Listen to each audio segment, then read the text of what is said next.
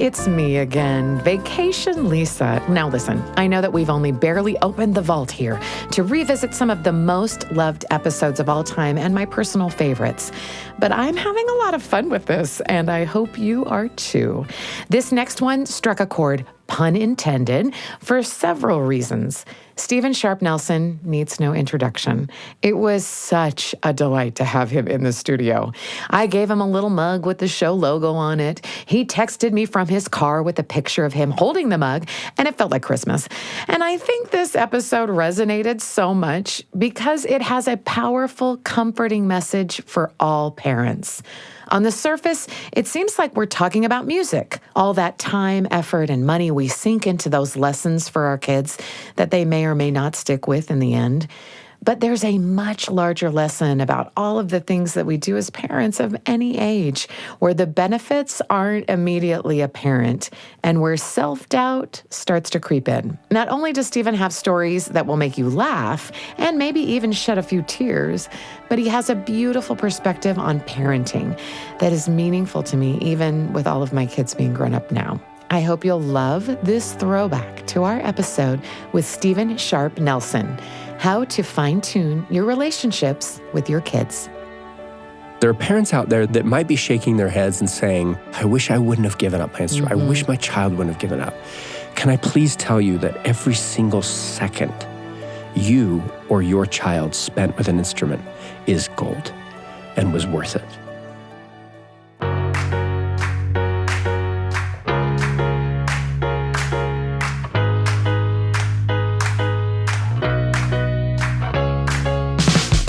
Welcome to The Lisa Show, where we take a good look at life.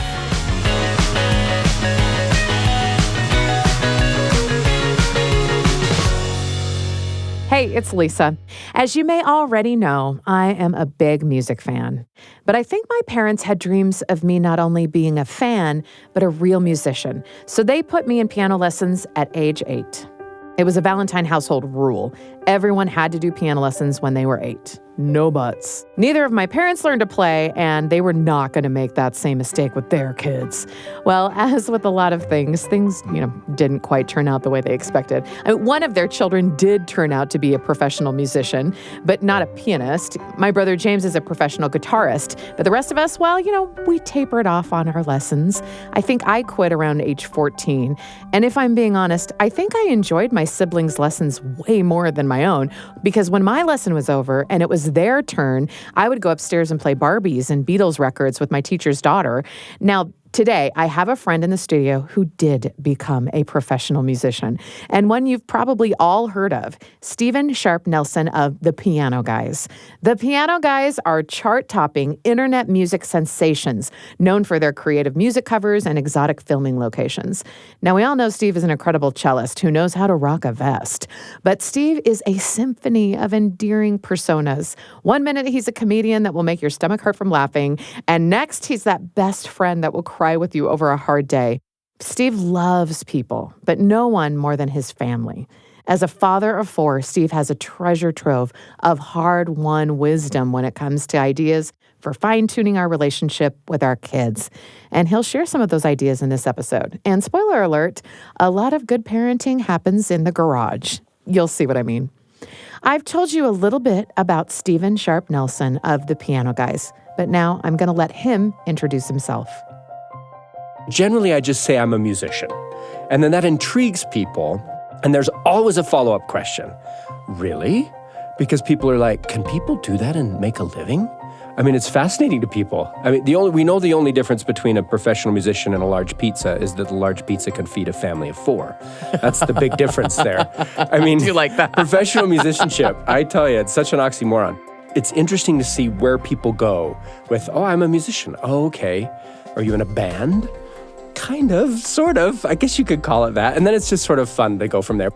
Do you remember when you thought, you know what? I'm going to be a professional musician. I'm going to be like a large pizza. Yes, I'm gonna struggle feeding my family. That sounds great. No, okay, well, there's several moments that coalesced. What a great question, Lisa. Thank you. I think one is I'll never forget. There's 2 moments when I was a child, and I'm smiling thinking of them. I was in the audience of a symphony. And I'm watching these symphony players, and it looks like everybody's in a bad mood. I didn't understand sobriety. I didn't understand gravitas. And there's such a wonderful place for it. As a kid, I just thought, this doesn't look fun at all. Why would I ever want to do that? And then I saw Yo-Yo Ma in concert. And it was so powerful because he emitted joy. He smiled. It was a conversation between him and the orchestra and the other musicians he was performing with. I was so taken by that. And I said, that's what I want. And then to solidify it further, my dad has us go to a Victor Borg concert. Now, if you or any of your listeners know who that is, I would give you a gold star. He is the funniest guy. He would use classical music, but he would make fun of himself and the classical music in a very highbrow way, an innovative way. And he would turn everything on its head. And everybody was laughing hysterically. And I'm like, this is what I want to do. I want to be so inclusive with people and use laughter to get them to love good music, because he would make them laugh. And then all of a sudden he'd say, now I'm going to play this classical piece for you. And at that point, how receptive do you think people were? You're right. They were leaning in. And oh my goodness. And they were crying and they were tearing up and they were emotionally engaged with it. So I think I kind of grabbed a Yo-Yo Ma and a Bobby McFerrin and a Victor Borg and a Sting and a couple other people that were influential. And then the base of this whole recipe was my mother and my father and their influence in my life. Several musicians have played an important role in Steve's music journey, but that whole journey began with his parents. It was his parents who introduced him to classical music. It was his parents who took him to performances, and it was his parents that first got Steve to pick up an instrument. Well, my father believed in freedom of choice. He believed in agency. He gave me two choices. One was to play an instrument and eat, and the other one was to not. Yeah, so I could choose between those two. Was he a musician? Yes. Okay. Honestly, if you have kids that are learning a string instrument, you have to invest yourself as a parent. Yeah. It's not enough to ship your student off to music lessons and hope it goes well. I mean, it just is, it's a lot. It's hard to motivate kids, especially these days, with how much of an uphill battle is. I mean, I joke that when you play a string instrument for the first 3 years, 2 or 3 years, you hardly want anyone to be in the room with you because it just doesn't sound good. My father was so intent on teaching us how to work, and we didn't have a farm we could work on, like in yesteryear. And so he said, in this family, we learn how to work through learning music. This struck me because I often find myself wishing I had a built-in system for teaching my kids to work, like milking cows and harvesting hay. Anyone else find themselves wishing they could raise their kids on a farm? I see you. Instead, I live in the suburbs, and the hardest outdoor work my kids have ever had to do is mow the grass with a self-propelled Toro. But when Steve said that his family learned to work through learning music, it changed some of the assumptions I've carried around for years. Our kids don't have to know how to drive tractors to learn how to really work. They can play instruments instead. No, it's not the same kind of work, but it's still valuable effort. Not only can learning music help our kids develop a work ethic, but it can also benefit their mental health. Study after study confirms that playing an instrument can alleviate stress, depression, and even PTSD. For Steve, playing an instrument as a kid also helped him manage his ADHD. So he had me start learning on the violin. So I have this superpower. I don't know if you've heard of it. It's called ADHD. We didn't really know what to do with that, how to handle it. So music ended up being my channel. I say music was my Ritalin, and I don't want to be flippant with that, but it really did end up being that way for me. And this is where my discovery started to occur with music. Music was an identity, a place for me to grab hold of white-knuckled, to try to understand more about myself, find value in a world that was throwing me all around and didn't know how to put me anywhere, because I truly believe that creativity is an underestimated, undervalued treatment for mental illness. I think it's important to understand that if we're in a place of depression or anxiety, which I have felt many times in my life, we should analyze whether we are spending any time in creativity. And that doesn't mean you have to be a musician or an artist. You could be a comedian like you. You could be someone who creates relationships, creates sparks in relationship. You can be a gardener. You could be a cook. There's so many wonderful ways. But I do believe that when we're creative, we align ourselves with our divine nature because we are children of a creative being. And when we align ourselves with our divine nature, we tend to be less prone to long stints of depression and anxiety. It could take the edge off. It could take the longevity of that particular ailment off. And I think that's such a powerful realization I had even early on in my life, that if I was in creativity, I could stave off my demons. Wow.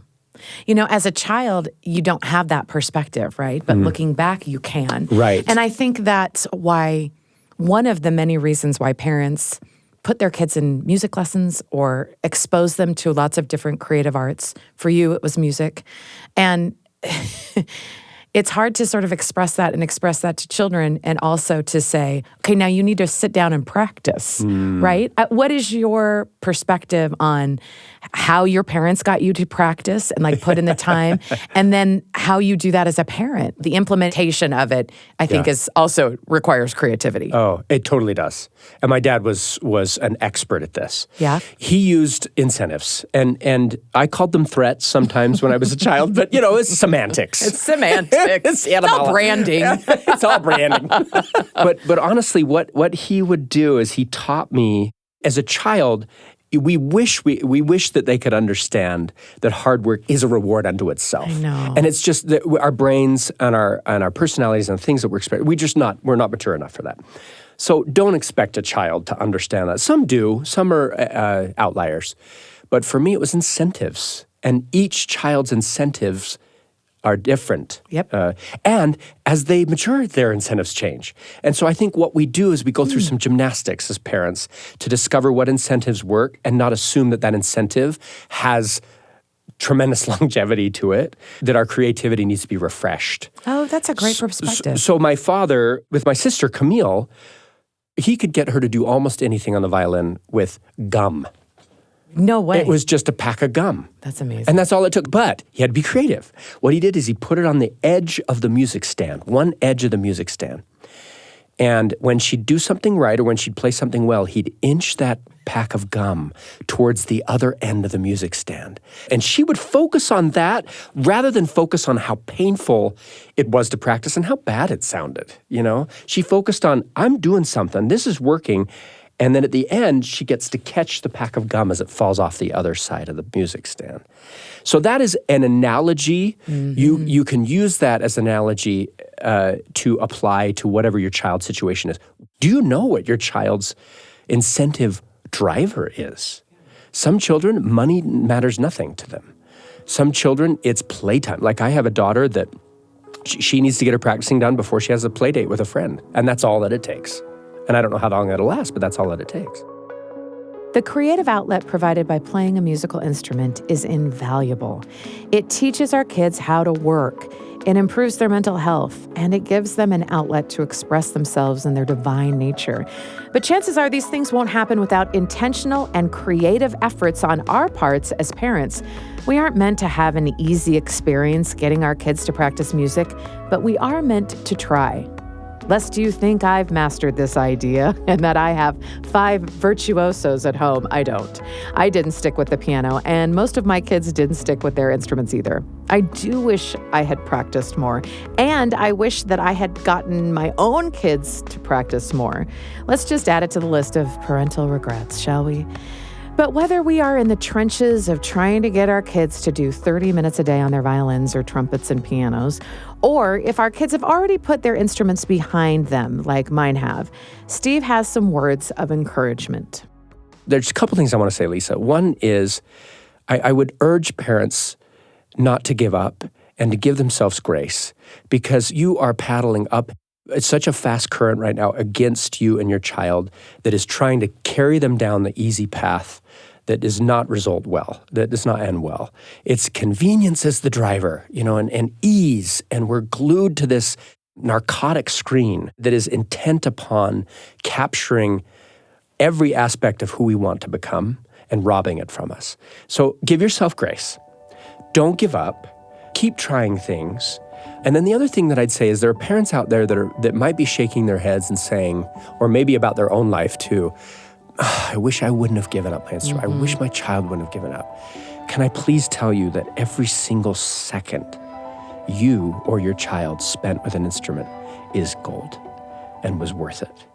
So even if it did not amount to a particular expectation, I wish I could demonstrate to you with an image right now of what creativity, specifically music, since we're talking about that, does to the left and the right side of the brain and the synapses connection between the two, and that every single second counts. So even if a parent gets frustrated with a child's progress or lack thereof, it still is worth every second they sit at that instrument. Instruments wield a lot of power for our kids, but we also need to remember that they're a vehicle to an equally powerful influence, and that is music. Steve explains that one of the greatest privileges he has had as a musician is to see firsthand how music can convey God's comfort and peace to an audience. Two things I would love for people to do as they walk into our concert is, one is I hope they bring their heaviness and then leave lighter. That's what I really hope for. And two is that I hope they feel the Spirit of God, because I cannot, with my music and what I say in the microphone, ever get to the root of what it is they're struggling with. But if I can just do enough to help to open their heart for the Spirit to go in, I have seen people receive some of the coolest messages, the most incredible messages from their heavenly parents that I would never have thought of or come up with on my own. And I love seeing that connection between them and their divine power and a heavenly Father that loves them so much, and that He is so anxious to talk to them, so anxious to say, it's gonna be okay. There's good things coming. I love you. I know you're having a hard time right now, but I promise it's going to be for a good reason. And if I could just be a tiny instrument, so to speak, for opening up someone's heart so they can have a conversation with their loving, loving, loving heavenly parents, it is my favorite thing. It never gets old. Tour gets old, travel gets old, deadlines get old, trying to keep up with social media gets really old, but that never gets old. I love that, seeing that happen. I remember one instance when this man emailed me, and this isn't a concert, this is the music, and he said, I just want to thank you because I am and he named the position that it was, on a submarine. And I'm like, okay, wow, tell me more about this. And he said, well, I have claustrophobia. No way. And I'm like, you got to be kidding me. He's like, I didn't really recognize it until I was deployed. He was in the Navy, and all of a sudden he's put on his I mean, does that sound like the worst nightmare ever? It does. An actual nightmare, yes. And it was for him. And he said that he could put on his headphones and listen to our music and be somewhere else. And he said it got him through. And again, is that my music? No. Was my music perhaps a small part, instrumental, I would say, in connecting with God that helped him to transport him to a place where he could be at peace? Yes. Music can be just as important an influence on our kids as the instruments that create it. The trick is to be discerning and encouraging of music that can open their hearts just wide enough for God's love to get in. For some kids, that will be Mozart or a Christian chart topper, or maybe even a country ballad. For me and one of my kids, it's a song by French jazz musician Madeleine Peru. I would sing it at night, and when either of us hears that song, it makes us emotional. I can't really explain it, but I know that for many pieces of music, the notes do more than just make sounds. They can connect us to something bigger, just like Steve said. But we'll never know unless we expose our kids to the best music we can find. Don't worry, I have a playlist for you. Steve obviously connects with his kids through music, but some of his most treasured connections are the one-on-one moments he's had with his kids before bed. My favorite time with my kids is when it's at night, and I say favorite. Let me put a caveat on there. Sometimes I'm so ridiculously tired and they won't go to bed, and it's like, oh, you got to be kidding me. But there are so many magic moments when they're laying in bed and I get to go in and I lay down next to them and we just stare at the ceiling together and we just talk and I just listen. And there's been so many profound moments, but the other day I just tried something. parenting is so overwhelming. I mean, it's like a screen door on a submarine. It just feels like you shut it, it's not working at all. And I'm laying down next to my son and I said, Maxwell, I know I lecture you a lot. I know I offer a lot of unsolicited advice. And I know there's a lot of static. But can I ask you if I'm getting through to you with one thing, just one thing? And if I can get through to you with one thing, then I'll feel like, okay, even though I've tried way too hard and gone way too much static, I'll feel okay. And he's like, okay. And then I quoted my favorite scripture, which I'm hoping my kids are understanding from me. And that's when Alma is talking to his son Helaman in the Book of Mormon. And he says, "Oh, my son Helaman, thou art in thy youth. I beseech thee to hear me and hear my words and learn of me." And I love the intensity that I can feel in his words. He doesn't say, "For I know."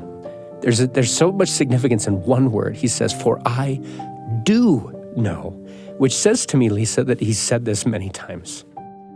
I do know that whosoever shall put their trust in God shall be supported in their trials, their troubles, and their afflictions, and shall be lifted up at the last day. I said, am I getting through to you with that one thing?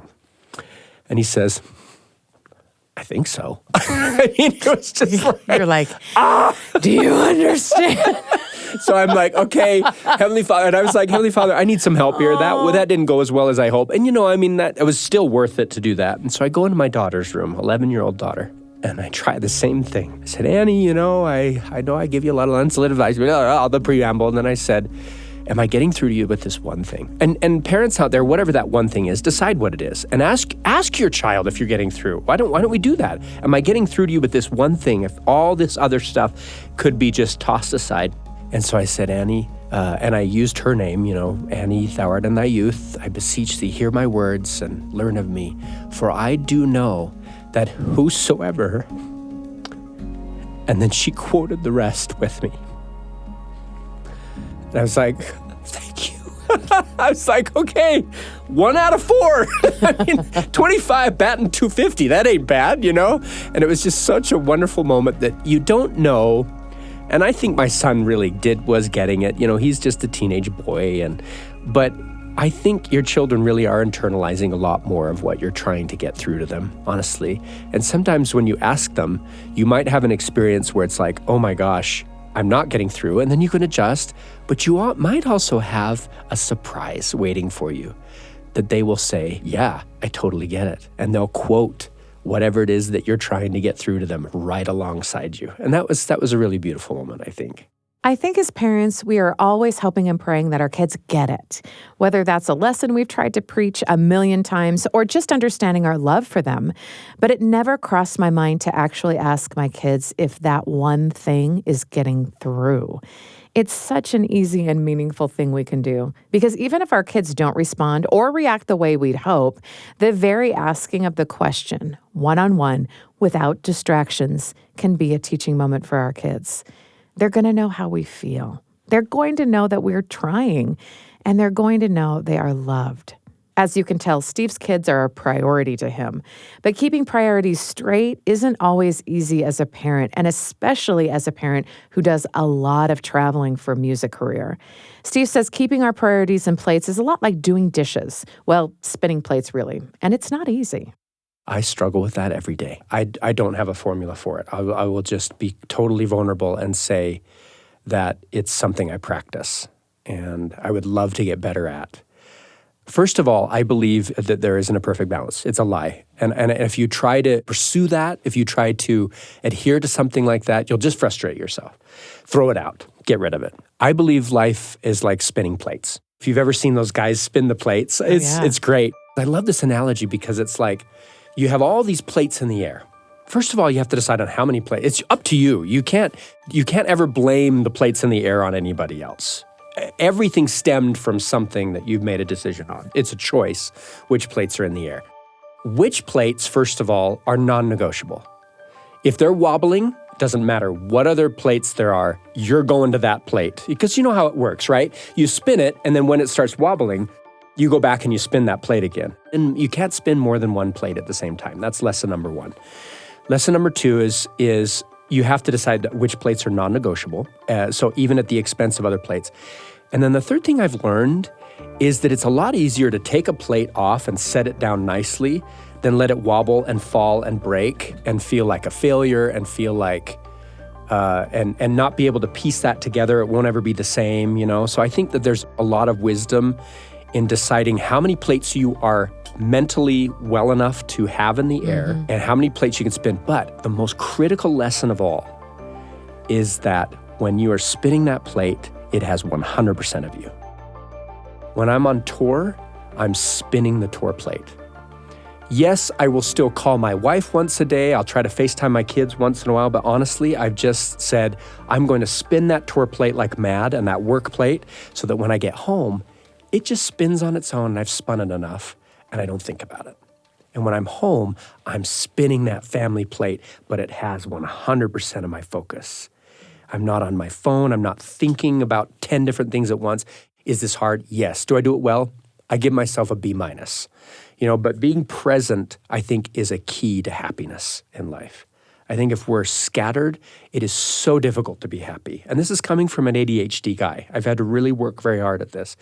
But if you're at your breakfast table and your child is eating a bowl of cereal and you're on your phone, which we tend to be a lot of times, try I always say like face down, chin up, like put your phone face down and put up your chin and then stare your child in their eyes as they're talking to you. Think about the plate you're spinning right now. Are you being fully present there? Or are your plates wobbling and you're trying to desperately spin all of them at the same time and it's being just an exercise of frustration? And we had a code word in the Piano Guys. I'm spinning the family plate means we didn't ever ask another question and we covered for each other. That was our code word of I'm spinning the family plate means that my family plate was wobbling and I need to solely focus on that. And I've discovered, and I wish I would have done it earlier, that I have 3 non-negotiables. It's my relationship with God and my relationship with Jesus. 2 is my personal health, and 3 is my family. Those plates are non-negotiable. If one of those is wobbling, the Piano Guy's plate could fall and crash, and I have to be okay with that. Whatever job I'm in or whatever is on the periphery, if those all fall and crash, I still showed up as a husband and father. I still have a relationship with my Savior, Jesus Christ, and I'm still careful enough about my personal health that I can still help others. Those are my non-negotiables, and that's really helped me. Keeping our priorities in place is about picking the plates that matter and spinning those with our full attention when they need it.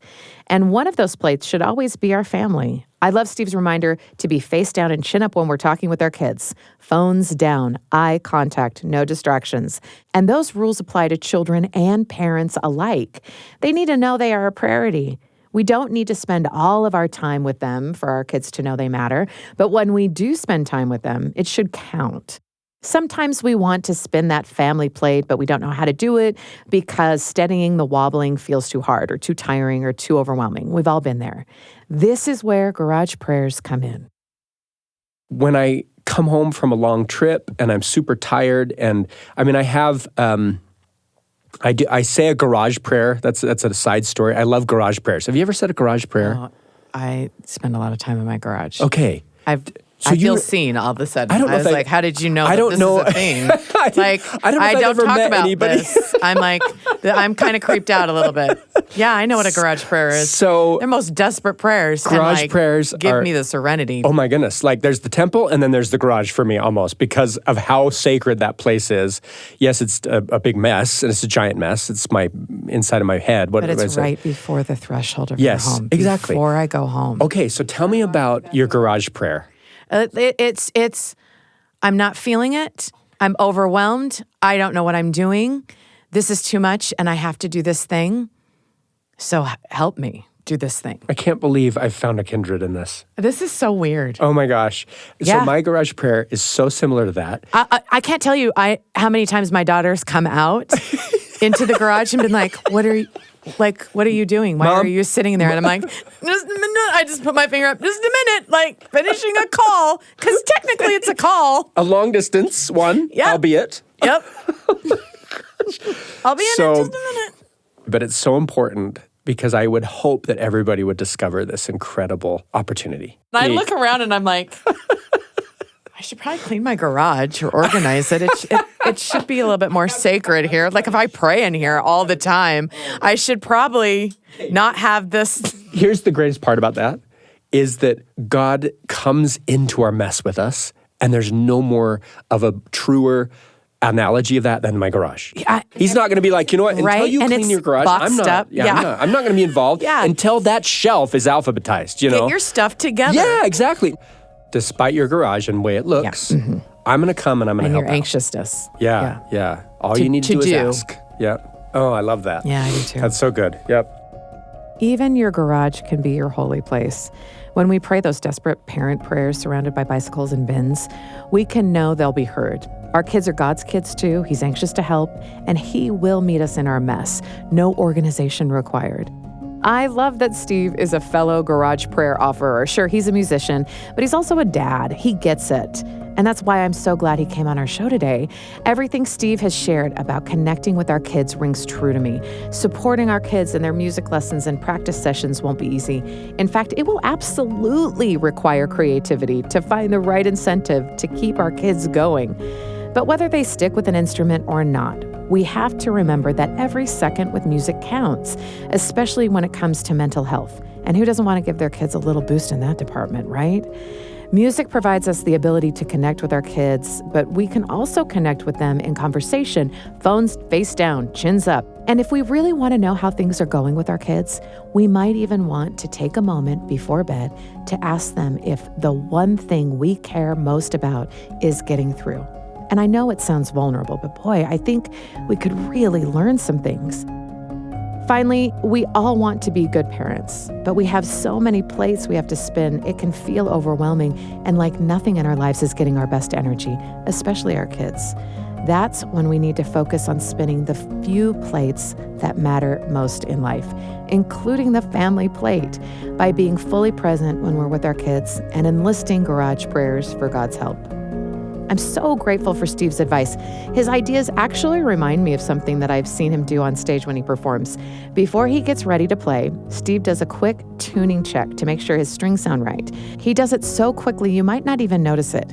Now, we may not be playing cellos, but any effort we make to fine-tune our relationship with our kids may just strike the chord we're hoping to play as parents.